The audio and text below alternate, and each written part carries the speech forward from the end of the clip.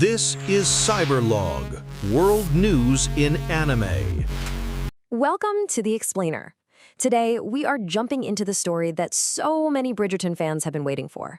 We're talking about a romance so forbidden, it could literally burn high society to the ground. This is, of course, the story of Benedict and Sophie. Now, this isn't just your average love story. Oh no, this is a flat-out battle. It's heart versus history, a powerful, undeniable connection up against a world whose rules are designed to keep these two people apart. Period. So to really get why their story is such a big deal, you have to understand who they are and the worlds they come from. Let's start with our Bridgerton. Okay, so on one side, you've got Benedict Bridgerton. He's the artist, the dreamer, the second son who'd much rather be messing with paints than going to some stuffy party. And on the other side, we have Sophie Baek, a woman who technically has noble blood, but in the eyes of the world, she's a servant. He has all the freedom in the world, she has none. Their paths were never, ever supposed to cross. But you know how these stories go. Fate has other plans. For one night, just one, at a masquerade ball, all those rules disappear. Behind their masks, status doesn't matter, and they form this connection that is just instant. It's powerful, and it feels completely real. But this is not a fairy tale. Not really. Because when that clock strikes 12, the whole illusion just shatters. She's gone, vanishes into the night, leaving Benedict with nothing but the memory of her and an obsession that's going to drive him crazy for years. And this, right here, is what makes this story so different. The class divide isn't just some hurdle they have to overcome. It's an active, vicious force in their lives. It's the weapon society uses to keep everyone in their place. So, how do we get from a magical night to a totally impossible situation? Well, it happens years later when that fantasy comes crashing into a very, very harsh reality. Years pass, and Benedict, he never stops looking for his lady in silver. But then, he meets a new maid working in his own home.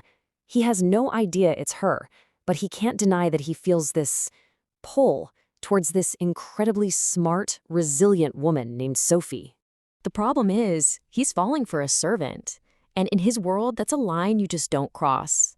So he's trapped, right? Between what his heart is telling him and what society screams is proper. So he makes her an offer, the only one he thinks he can. He asks her to be his mistress, basically to be his secret, to be hidden away from everyone. Now, in his mind, coming from all his privilege, he probably thinks this is a generous offer. He'll take care of her, she'll be safe.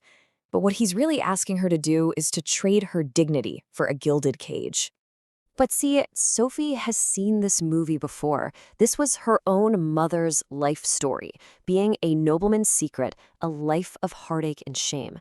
And right there, she makes a choice. She is not going to relive her mother's tragedy. So she looks him in the eye, and she says no. And that one word, no, just blows everything up. Because now they're at a crisis point. For them to be together, for real, in the open, the consequences would be absolutely catastrophic for both of them. I mean, just look at what's at stake. For Benedict, choosing a servant would be social suicide. It would ruin his reputation, sure, but it could also damage the entire Bridgerton family name. And for Sophie, who already has nothing, she risks everything: her job, her safety, her entire future. And you know it's serious when the warning comes from his own mother. Lady Violet just lays it out for him, plain and simple. The price of this love could be the one thing he's always had: his family, his whole world. And this right here is why Sophie is such an incredible character. She's not some damsel in distress just waiting for a prince to come rescue her. No way. She is a woman who knows exactly who she is and what she's worth, and she demands to be respected even when the entire world is telling her she's worthless. But through all this drama and turmoil, there's this one massive secret just simmering under the surface. And when it finally comes out, oh, it is going to change the entire game. Remember the lady in silver? Yeah, for years, Benedict has been obsessed with finding this perfect, idealized woman from that one perfect night. She's not even a real person to him anymore. She's a fantasy, a ghost that he just can't shake. And this is where the story gets so good, because we know something he doesn't. What if the real woman he's falling in love with, the maid that he thinks he can't possibly have, is the very same fantasy he's been chasing all this time? The moment that truth finally drops, everything just shatters and then comes back together in a new way. His entire motivation shifts. Suddenly, he's not just breaking the rules for a servant he likes. He realizes he's fighting for the one person he was destined to be with all along. And the impossible suddenly starts to look inevitable. So let's pull back for a second. Why does this story hit so hard? Well, because it's so much more than just a romance. It's digging into some really powerful ideas about our world. This season really pushes the envelope. It's asking these huge questions. Can love really conquer a system that's built to keep people in their boxes? What does it mean to fight for your own dignity? And how do you unlearn a lifetime of privilege? When you look at Sophie's journey, it's basically a quiet revolution. Her entire existence is a radical demand for respect. She's living proof that your worth isn't determined by your birth or your title. It's something you already possess. And for Benedict, he's forced to look his own privilege right in the face. His whole story boils down to one question.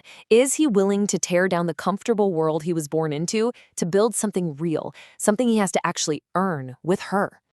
And that's the question that hangs over everything. It's not just will they get a happy ending. It's what are they willing to burn to the ground to get there? And that question, right there, is what makes this one of the most compelling and unforgettable stories in the entire Bridgerton series.